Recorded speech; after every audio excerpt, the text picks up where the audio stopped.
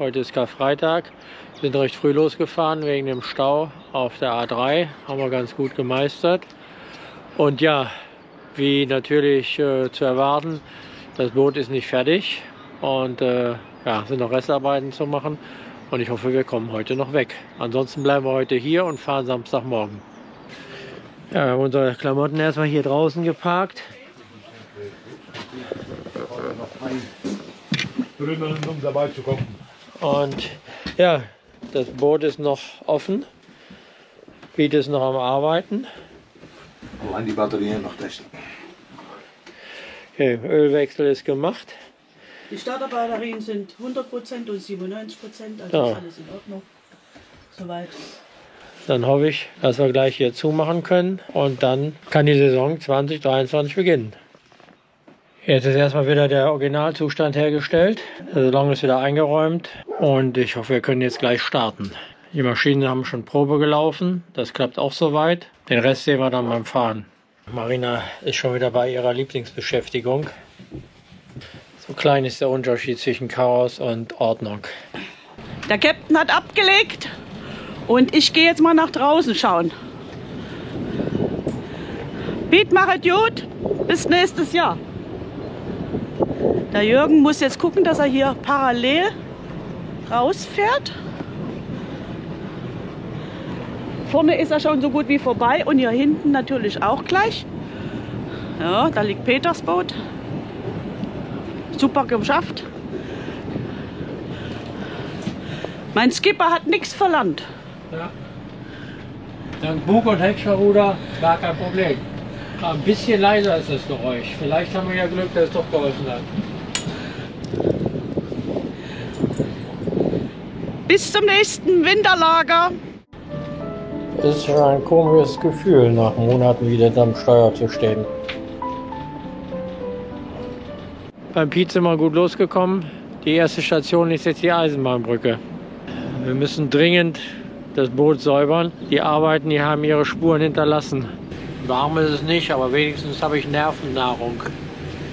Links 138 und rechts 134 Betriebsstunden. Schade, die Brücke war gerade auf. Irgendjemand ist rausgefahren. Wir waren jetzt 2 Minuten zu spät. Gucken, ob wir wieder diesen Drücker finden. Marina hat gedrückt und es geht auch gleich schon los. Und wie immer haben wir Glück.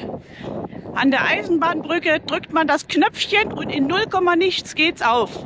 Ist immer wieder hervorragend. Uns steht in unserer nächsten weiteren Fahrt nichts mehr im Wege. Momentan sind wir noch komplett allein auf dem Bau. Ach nein, da hinten ist eins. Ach, da kommt ein Bötchen. Und ich habe gedacht, wir sind allein. Wir stehen jetzt hier vor der Brücke in Teherne. Funkkanal 80 habe ich auch bisher auch noch nicht gehabt. War auch ganz neu. Im Handbuch steht noch Funkkanal 20. Die Brücke in Teherne macht jetzt auf und wir können direkt durchfahren. Wir wollen hier auch gleichzeitig tanken. Der Jürgen fährt wieder mal bei Rot-Gelb, Quatsch, bei Rot-Grün.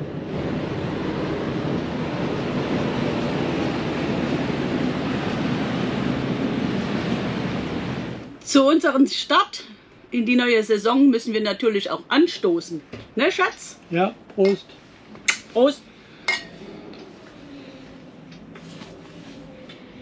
Ja, wir stehen jetzt hier an der Tankstelle in Teherne und hoffen, dass wir Diesel kriegen. Sonst müssen wir ohne weiterfahren. Interessanterweise steht da GTL drauf. Eventuell kriegen wir hier auch nur GTL. Haben wir noch nie getan. Ja, wir tanken zum ersten Mal GTL. 1,90 € der Liter. Und wir haben uns entschieden, voll zu tanken. Und ja, hoffen, dass der Volvo das auch mitmacht. Erste Mal GTL getankt, 508 Liter für 965 €. Und wir hoffen, der Motor hält.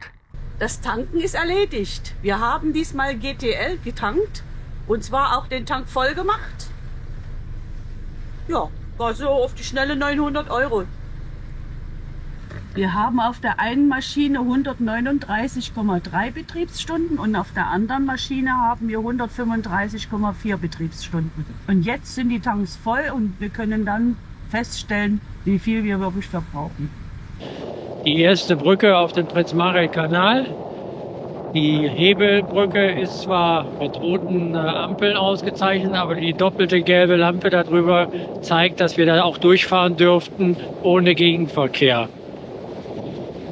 Die gelben Lampen heben quasi das Rot auf und es ist also nicht gesperrt. Wir nehmen aber die große. Hier müssten wir auf Gegenverkehr achten, aber da kommt gerade nichts. Ja, da vorne sieht man schon die Schleuse. Wir sind gleich durch die Grote Bregen durch und dann sind wir fast an unserem Ziel. Ich hoffe, wir kriegen Liegeplatz. Wir sind jetzt in der Schleuse, biegen aber vorher links ab Richtung Lemmer und wollen den ersten Yachthafen auf der rechten Seite nehmen. Heute machen wir mal ein neues Experiment. Ich bleibe direkt am Land und Jürgen legt das Boot selber ab. Na, nehmt die Kurve nicht ganz so eng. Das ist auch mal lustig, dass ich die Maxi selber fahren sehe. Na, dann kommen Sie mal ganz langsam rückwärts an die Rampe ran hier, junger Mann. Schaue ich doch mal, welche Leine ich zuerst nehme.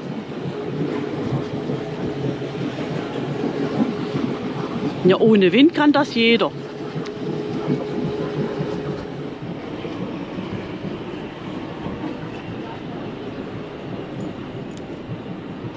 Mega glatt, Jürgen. Soll es bis zum Ende fahren? Bis oben hin. Okay, machen wir jetzt hier. Ja, zo is goed. So ist gut? Ja, ook weer van de partij. Zo goed doen. Is het alles goed? Lekker. Ziet er goed uit. Oké. Goed. Ja, Ja, für den Steg sind die Fender jetzt zu tief. goede verzorging. Mooi toch? Der Steg ist extrem rutschig, da muss man aufpassen. Wir haben einen sehr schönen Liegeplatz im Yachthafen Takozil bekommen. Jetzt sind noch welche angekommen, die liegen jetzt am Kran. Hier kann man auch tanken. Und gleich gehen wir dort ins Restaurant. Im Sommer ist hier natürlich eine wunderbare Terrasse, wo man sehr schön sitzen kann. Heute ist es etwas kalt. Von dort sind wir gekommen, Prinz Margit Kanal. Und hier geht es dann weiter nach Lemmer rein. Da gehen wir gleich essen und wir haben mit Mühe noch einen Tisch bekommen. Also das Lokal ist restlos ausgebucht. Jetzt geht es zum Essen. Marina hat Hunger. Ja. Auf einen Tipp von einem Bekannten von Jürgen gehen wir jetzt das mal ausprobieren. Sieht schon mal nicht schlecht aus. Boah, ist ja richtig voll. Und das ist ja hier laut und voll, das ist unfassbar. Und die Karte ist auf Deutsch. Ja, man sieht, wie voll der Laden ist. Heute gibt es das volle Programm. Ich habe ein Lachsbonbon. Und ich habe Carpaccio. Und es gibt Leber, den Beilagen und ich habe den Burger. Mal heute mit Licht, weil es ist doch sehr dunkel. Zum Abschluss gibt es jetzt noch ein leckeres Crème Brûlée. Ja, wir machen heute das volle Programm. Wir stehen jetzt hier am Morgen und die Toiletten sind jetzt hier hinten. Ein sehr schönes Toilettengebäude. Man reinkommt, man hat einen extra Bereich für Duschen und Toiletten. Hier kommt man auch nur mit der Hafenkarte rein. Hier ist der Duschbereich. Schöne große Duschen. Absperrung. Hier wird schon geputzt. Alles top sauber und gepflegt. Das Sanitärgebäude ist etwas von so einem Boot weg.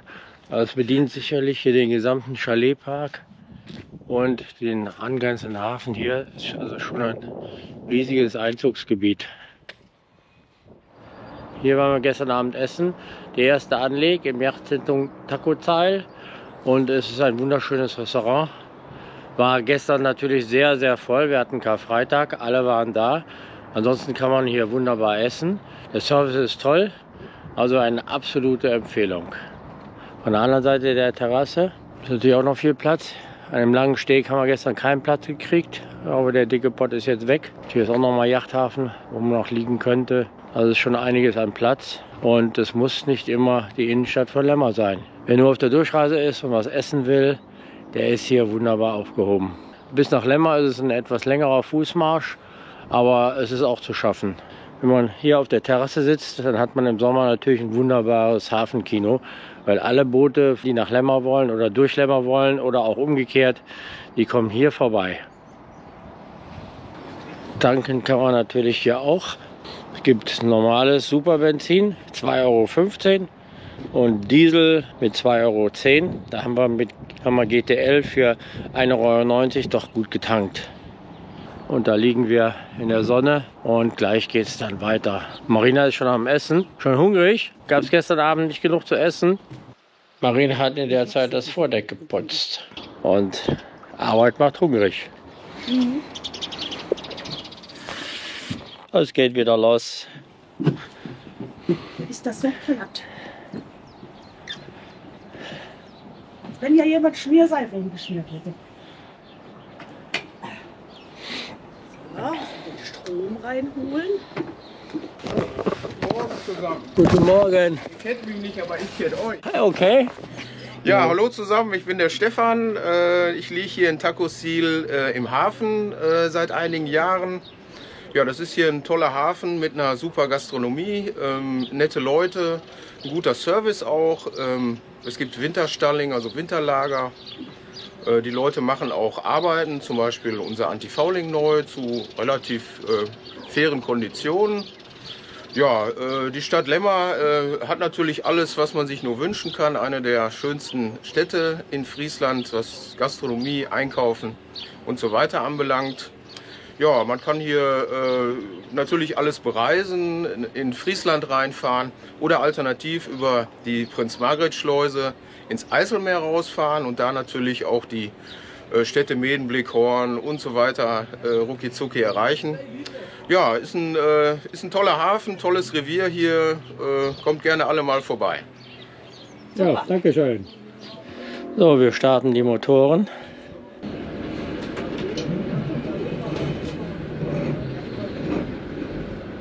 Die Motoren laufen und jetzt können wir starten. Okay, wir sind bereit. Motoren laufen. Beide Maschinen an. Ja. Und du kannst sie ja nicht von innen reinholen.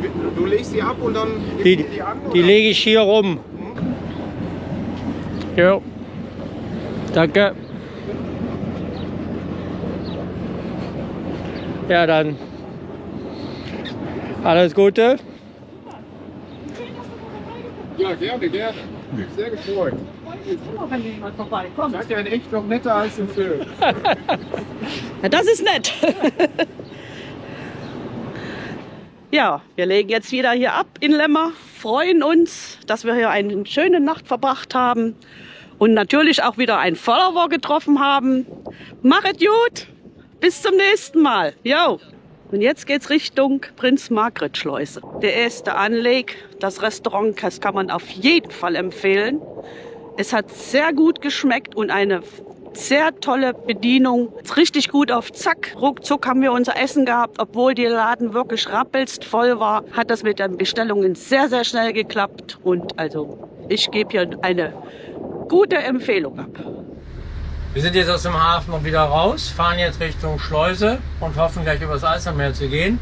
Haben eben Stefan kennengelernt, super Typ und ist ein toller Ort hier, das kann man wirklich nur empfehlen.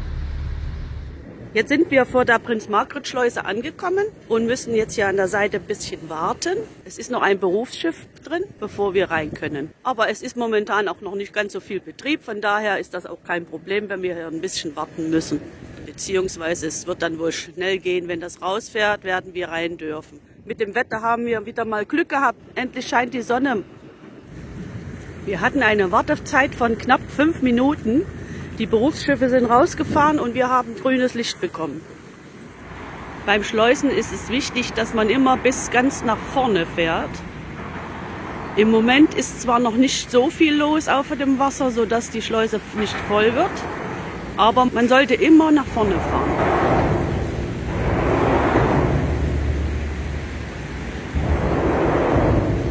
Haben wir nicht einen wunderschönen blauen Himmel heute? Ah, ist das herrlich. In dieser Schleuse ist das kleine Schleusenwand. sondern da ist es hier unten so eine Poller, die da liegen. Und da muss man natürlich die Fender alle liegend aufs Wasser packen. Das Tor geht auf, gleich geht's weiter. Ja, der kommt zügig eingefahren, weil der Berufsschiffer will natürlich in die Schleuse, die ist ja geradeaus. Let's start. Wir sind auf dem Eiselmeer, weit genug draußen und jetzt schauen wir mal, ob GTL das hält, was es verspricht. Bin ich ja mal gespannt.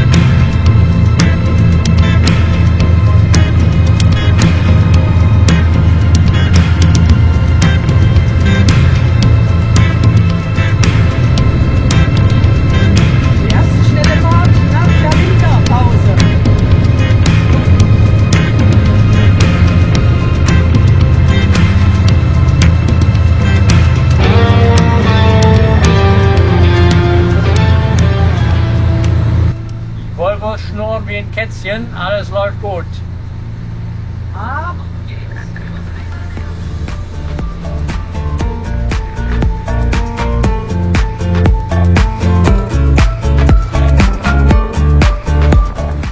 Unsere Marschgeschwindigkeit 41.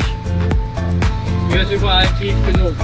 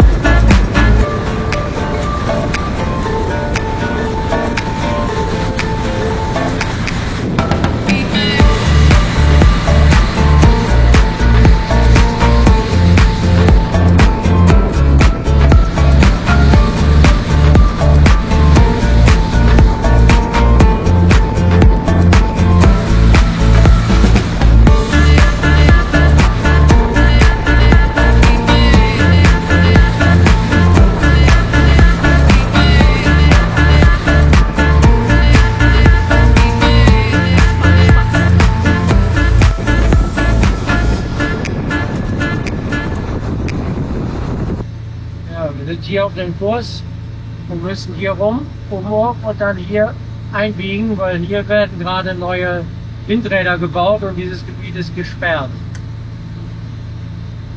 Jetzt fahren wir an Orb vorbei und ganz da hinten kann man auch schon die Brücke sehen, wo wir durchfahren müssen. Da sieht man schon die Sockel für die ganzen Windräder im neuen Windpark. Nicht schön für die Schifffahrt, aber gut für die Umwelt. Burg haben wir hinter uns gelassen und Marina hat das Steuer übernommen. Gleich sind wir im Kettelmeer. Für die Segler ist es heute ein sehr entspannter Tag. Vor uns fährt die Jantine. Hier habe ich die AES-Informationen von dem Frachter. Der fährt gerade 12 km/h, wir fahren 14,5. Überholen wollen wir den nicht, wir passen dann unsere Geschwindigkeit gleich auch auf 12 km/h an. Wir lassen es hier im Kettelmeer ruhig angehen und fahren jetzt nicht mehr schnell, wir haben ja Zeit genug. Es gibt ein bisschen was zu essen. Vielen Dank. Bitte schön. Ja, da wir jetzt langsam fahren, haben wir Zeit genug. Wir fahren jetzt auch 12 und können dadurch exakt den Abstand halten. Wir haben unsere Geschwindigkeit angepasst, sodass wir den Frachter nicht überholen bis zum Kettelhafen. Und wenn wir Glück haben, fährt er in die Eisel und wir biegen ab. Hier kann man zwar auch noch mal ein Stück schnell fahren, aber das haben wir uns heute gespart. Eiselhof haben wir passiert.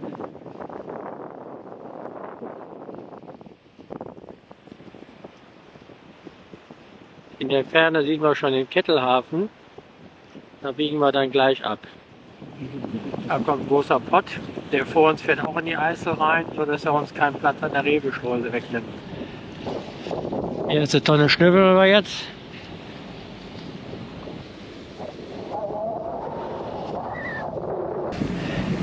Der hintere Fender reinzuholen ist immer etwas mühsam.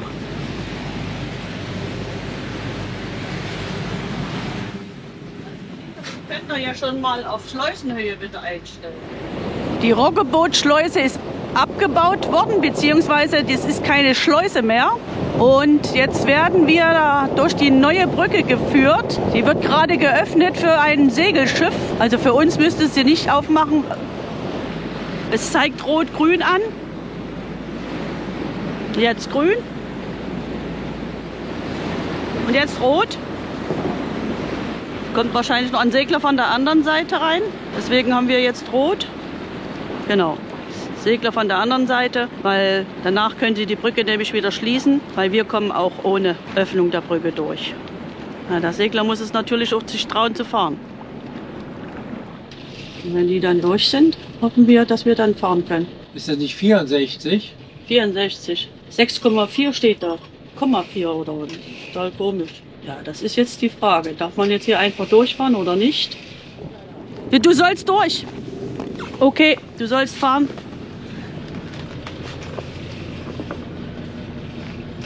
Jetzt fahren wir durch die neue Brücke.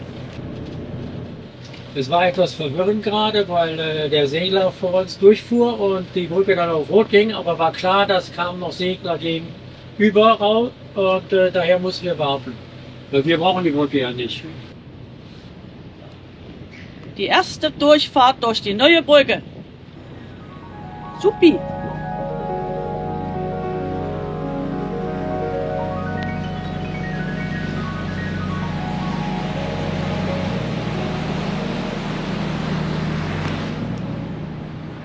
Da es hier keine Schleuse mehr gibt, ist das jetzt hier alles Flutgebiet. Das heißt, wenn Eisel Hochwasser hat, dann gibt es hier auch Hochwasser. Deshalb ist auch der alte Hafen verschwunden und die Häuser stehen etwas höher quasi auf dem Deich. Wir bleiben jetzt hinter dem Segler, weil der muss auch gleich da vorne durch die Rewe-Schleuse mit.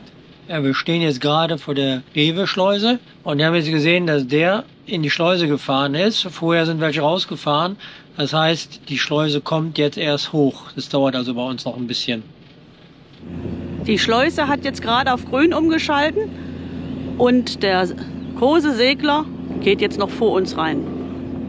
Der kleine Segler zuerst da vorne. Geht hier immer schön der Reihe nach. Einer nach den anderen. Ja, die Schleuse ist breit und groß genug, dass wir alle reinpassen. Weil hier muss ja normalerweise auch die Berufsschifffahrt durchfahren. Ja, die werden doch wohl wissen, dass man bis nach vorne fährt.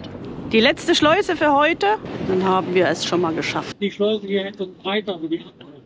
Ja. Ja. Und schwuppdiwupp, die Schleuse ist auf und wir fahren schon wieder raus. Das geht heute wie's Brezelbacken, ruckzuck.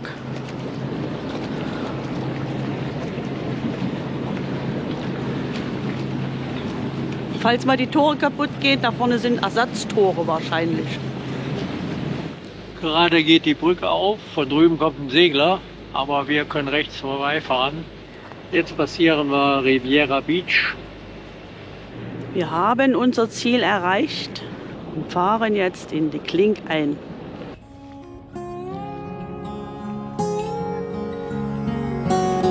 Ach, ist das schön, wieder hier zu sein. Herzlich willkommen! Und meine Anna kommt mich auch gleich begrüßen.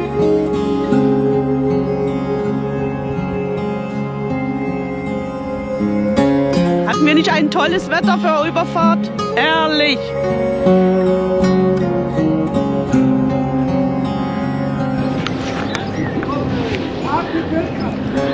Hallöhallig, hallöle! Also mit dem neuen Kraftstoff sind wir hervorragend gekleidet. Ja. GDL. Das ist doch auch mal so, das ist vom Tank schon mal gut, ne? Das kann nicht umkippen und so. Jo. Gute Fahrt gehabt über den Eiselmeer. Super. Und da liegt sie schon fast. Herzlich willkommen! Gut.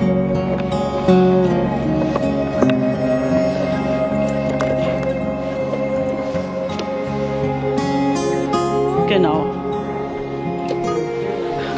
Jetzt stehen wir erstmal. Herzlich willkommen. Schön, dass ihr da seid. Hi. Da seid ihr wieder! Alles geklappt. Gut geklappt. Ja, super geklappt. Super geklappt. Prima. Ja, Alles. Nicht, ja, das Getriebe war ja nicht. So, erstmal Begrüßung. Ja, machst du mal los. So. Das Schöne an die Klink ist, wenn wir ankommen, sind immer die Freunde da und begrüßen uns immer mit einem leckeren Säckchen oder ein Bierchen. Und wir freuen uns auch immer, dass die Saison jetzt wieder neu starten kann und wir wieder neue Filme für euch drehen können. Ja, die Saison kann beginnen. Zum Wohl. Zum Wohl. Die Maxi liegt wieder an ihrem alten Platz. Wir haben eine neue Bugleiter bekommen. Damit können wir jetzt auch vorne aussteigen. Ein neuer roter Streifen an der Wasserlinie. Sieht jetzt auch sehr, sehr schön aus. Ansonsten ist alles geblieben, wie es war. Das Geräusch ist gleich geblieben durch das Getriebe. Der Ein- und Ausbau hat nichts gebracht. Vermutlich liegt es aber auch nur an der niedrigen Drehzahl des Motors, dass er sich beim Einkuppeln einfach schüttelt. Das müssen wir noch mal checken. Die komplette Seite des Beibos ist jetzt vergilbt. Das scheint an der Sonneneinstrahlung zu liegen. Ansonsten ist alles wieder bereit für die Saison 2023. Wir sind bereit fürs neue Jahr.